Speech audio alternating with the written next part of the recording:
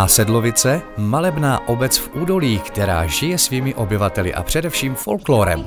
Letos si místní naplánovali odpoledne, které folklorem přímo srší. Ve zdejším domu kultury si připravili odpoledne plné zábavy, tradic a živé muziky. Živá hudba, smích, povyk a zábava. My jsme dnes v Násedlovicích, já mám vedle sebe spoluorganizátorku Vlastu Mokrou. Paní Mokrá, prosím vás, co se to tady dneska děje? Tak dneska tady máme druhý ročník folklorního odpoledne, který pořádá spolek Šohajíček. Je to proto, že jsme dřív pořádali dětské krojované plesy, ale už delší dobu nebyly, tak jsme to teď pojali tak, že ten soubor uspořádal tady toto odpoledne a pozval si své hosty na tancování Moravské besedy. Energie v sálu byla dechberoucí a nadšení místních přímo hmatatelné. Bylo jasné, že toto odpoledne nebylo ani zdaleka tou první a ani poslední společenskou akcí letos. Co se tady toho odpoledne týče, máte víc takových folklorních událostí tady v Násedlovicích? Určitě ano. Rok začíná krojovaným plesem, ale tam teda tancuje mládež na tom plese. Potom tady tyto děti tančí vždycky a vystupují na Den matek, což bude 11. května. Dále chodí nebo vystupují na kraji Bezestínu v Grunvíři, to bývá v červnu. V srpnu bývá jednou za 4 roky Slovácký rok v Kyjově a tam tento soubor jde v průvodě za cedulí obec Násedlovice, tam jde prostě z dědiny, kdo může jít v kroj, tak jde. To bývá takový velká slavnost v Kyjově. No a pak vystupují různě, třeba v Tvrdonicích na slavnostech, a vystupují i na sýpce. My tady máme sýpku z 18. století a bývá tam Den otevřených dveří, muzeí a těch vesnických domků a tam taky vystupují. Mají toho docela hodně ty děti. Vy jste se rozhodli dnešní společenskou událost uskutečnit tady v kulturním domě. Je na tom kulturáku něco speciálního? No tak náš kulturní dům je velice dobře postavený, myslím teďkom v obci. Stavěl se v 65. roce v akci Z a je na konci dědiny, což neruší ty ostatní, když je tady nějaká zábava i venku za kulturním domem, což bývá.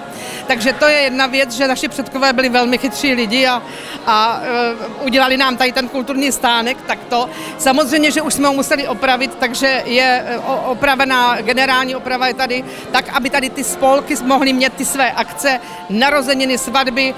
Je to tady velmi využívaný a z toho mám velkou radost. A máte v plánu letošní rok něco opravdu velkolepého, co se uskuteční přímo tady v kulturáku ještě? No určitě hody máme na Martina, protože kostel máme zasvěcený svatému Martinovi, takže na Martina máme hody, stárky a tady ta omladina, co tady dneska je, tak na ty hody tady odpoledne má taky vystoupení a mají tady, říká se tomu, jako dětský show, jako na ty hody. Takže to ještě určitě všechno jako bude. Než se začala tancovat samotná beseda, zeptali jsme se na místní folklorní sbor a na co všechno se mohli návštěvníci těšit. Já bych se chtěl zeptat, jestli nám můžete představit folklorní sbor Šohajíček.